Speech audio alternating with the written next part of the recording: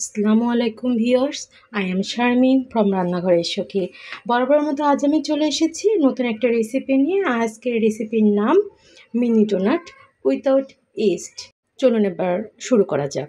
এর জন্য আমি একটি বড় মিক্সিং বোলের মধ্যে একটা ডিম নিয়ে নিচ্ছি। আমি আজ যেহেতু ইস্টের ব্যবহার করব না, আমি আজ বেকিং পাউডার দিয়ে করব, তাই আমি 1 চামচ পরিমাণ বেকিং পাউডার নিয়ে নিচ্ছি।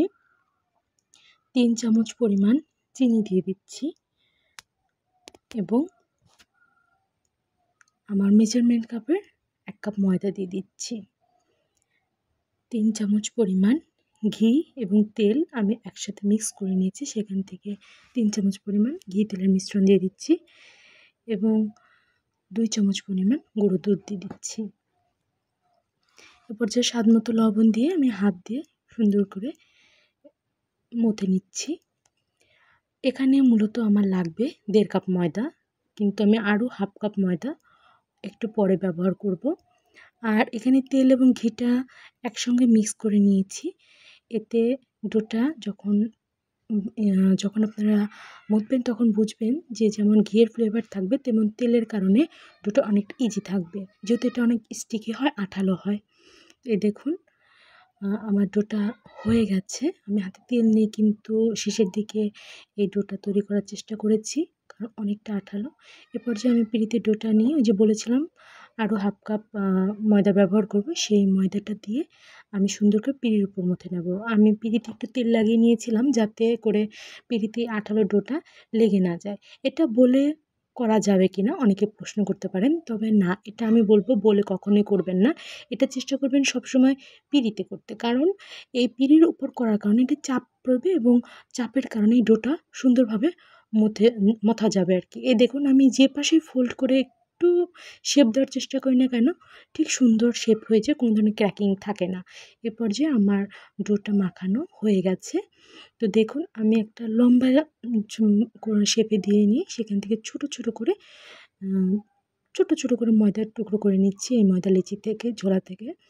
তো এইগুলো দিয়ে আমি যেহেতু ছোটো ছোটো ডোনাট বানাবো, তাই হাতের তালুতে প্রথমে 2 হাত দিয়ে দেখুন আমি কীভাবে প্রেস করে নিয়েছি। এর মাঝখানে একটু ঘি দিয়ে একটা আঙ্গুলের সাহায্যে এফোর ওপর করে ছিদ্র করে দিচ্ছি এবং আঙ্গুলের সাহায্যে রোলিং করছি যাতে ছিদ্রটা একটু বড় হয়। আর চেষ্টা করবেন এই ছিদ্রটা একটু বড় রাখতে, কারণ এই ছিদ্রটা যখন ফুলে উঠবে এই ডোনাটগুলো, তখন ছিদ্রটা অনেকটাই কিন্তু একেবারেই প্রায় বলা চলে ছোট হয়ে যাবে। আর আপনারা দেখতেই পাচ্ছেন আমি আরও একটা করে দেখিয়ে দিচ্ছি। এ পর্যায়ে আমি সবগুলো ডোনাট বানিয়ে নিয়েছি। আমি কড়াইতে তেল দিয়েছিলাম, তেলটা হালকা একটু গরম হলেই আমি দিয়ে দিচ্ছি। দেখুন ডোনাটগুলো দেওয়ার পরেও কিন্তু বড় বুদবুদি নেই, হালকা উঠছে, তেলের মধ্যে হাত লাগছে কিন্তু হাত কিছু হচ্ছে না। তো এ পর্যায়ে আমি সবগুলো ডোনাট তেলের মধ্যে দিয়ে দিয়েছি। দেখুন কড়াইটা কিন্তু অনেকটা ফাঁকা দেখা যাচ্ছে, কিন্তু একটু পর দেখবেন এই ফাঁকা কড়াই আর ফাঁকা থাকবে না।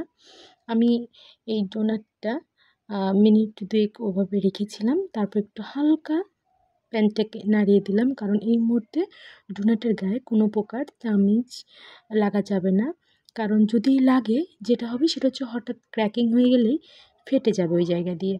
তো চেষ্টা করতে হবে আলতো হাতে কাজ করতে, কারণ এই ডোনাটগুলো এখন ফুলতে যখন লাগবে তখন অনেকটা কিন্তু বিশেষ করে বাইরের অংশ অনেকটা নরম থাকবে।